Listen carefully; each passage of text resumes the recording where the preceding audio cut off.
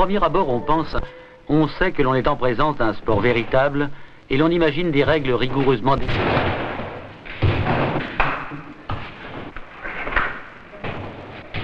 L'histoire du trampoline remonte aux années 30 aux États-Unis. Les premiers championnats américains datent de 1908. L'arrivée en Europe se situe entre 1956 et 1957.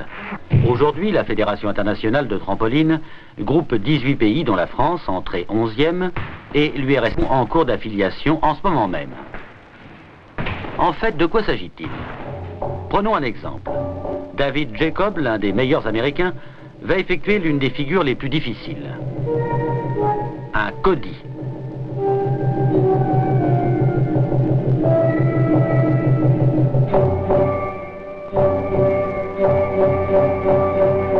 À savoir, en partant d'un tombé plat-ventre, un saut périlleux arrière, simple ou double.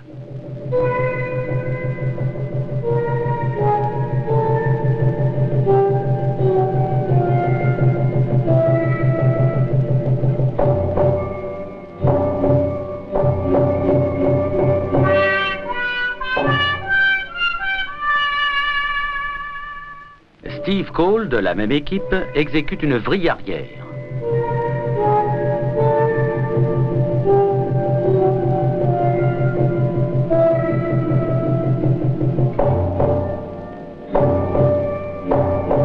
Suivra une double vrille arrière,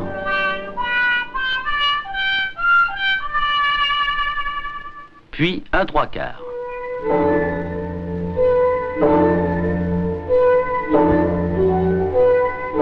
Cela pour vous dire tout simplement, mais preuves à l'appui, que la technique des trampolinistes n'a aucune relation, même lointaine, avec celle des batailles de polochon dans les dortoirs de collège.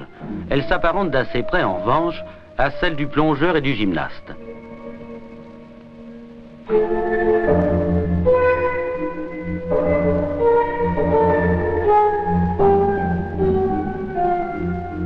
En fait, si le sport nouveau est à la portée de tout individu normalement constitué, ce sont des gymnastes et des plongeurs qui l'ont essayé en premier.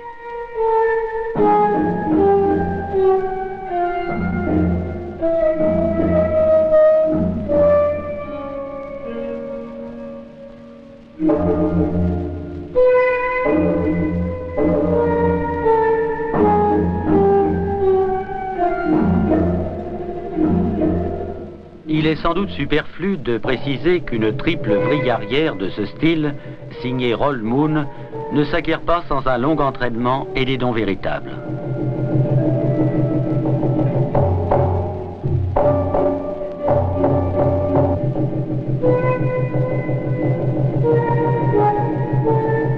David Jacob, ici présent, a de bonnes chances, dit-on, d'être champion du monde en 1967 à Londres, en juin prochain. Disons que c'est un pronostic.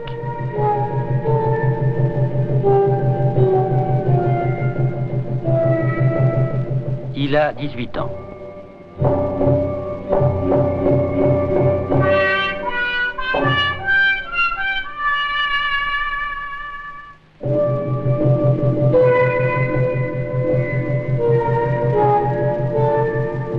En avant-première, permettez-nous de vous offrir ce périlleux arrière,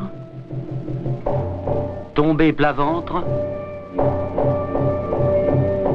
suivi de double périlleux arrière, une des figures les plus difficiles.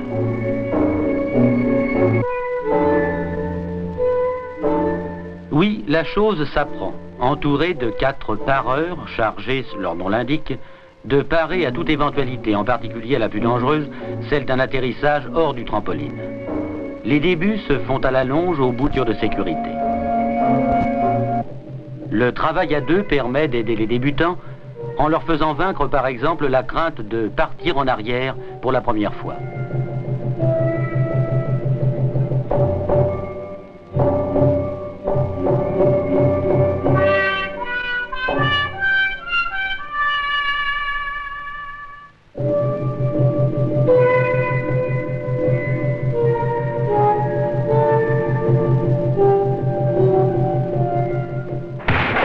Le reste est affaire d'inspiration.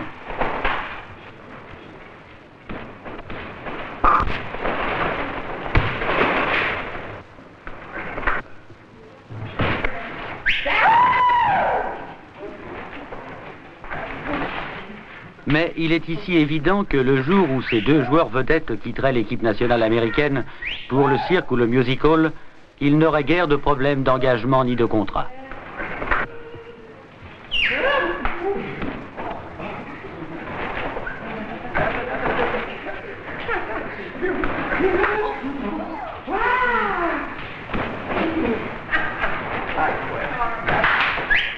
Mais ceci, bien sûr, est une autre histoire.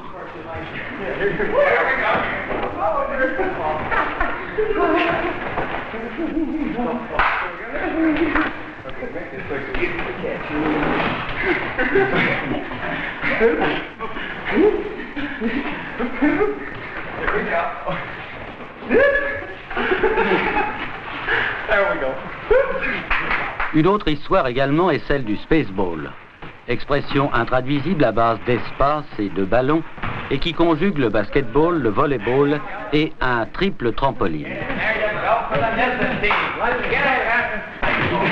Le jeu, nous dit-on, fait fureur dans les universités américaines. Il a fait une assez timide apparition en France.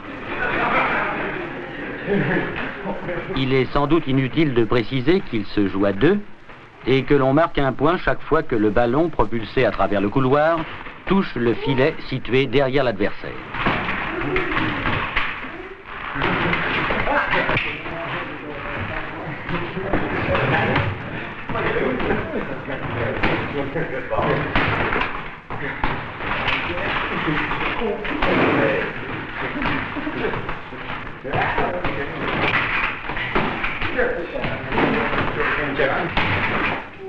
Mais revenons au sport véritable.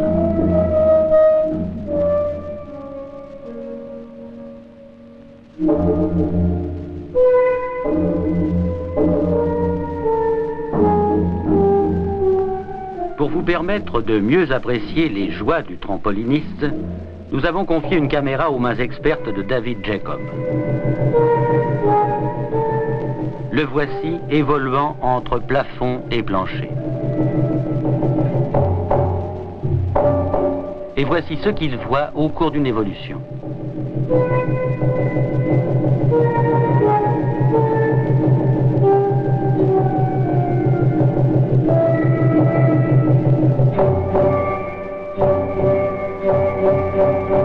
Quant à l'opinion de Steve Cole, elle est clairement exprimée dans ce qui suit.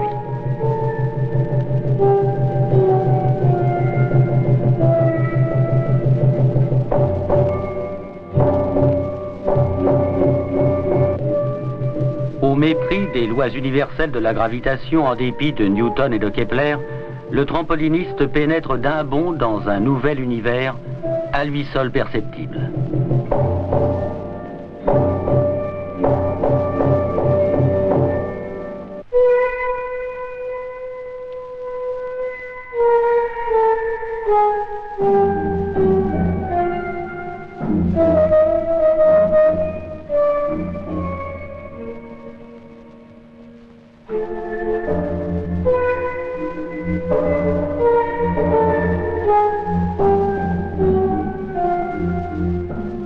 Quelques détails complémentaires, enfin, indispensables.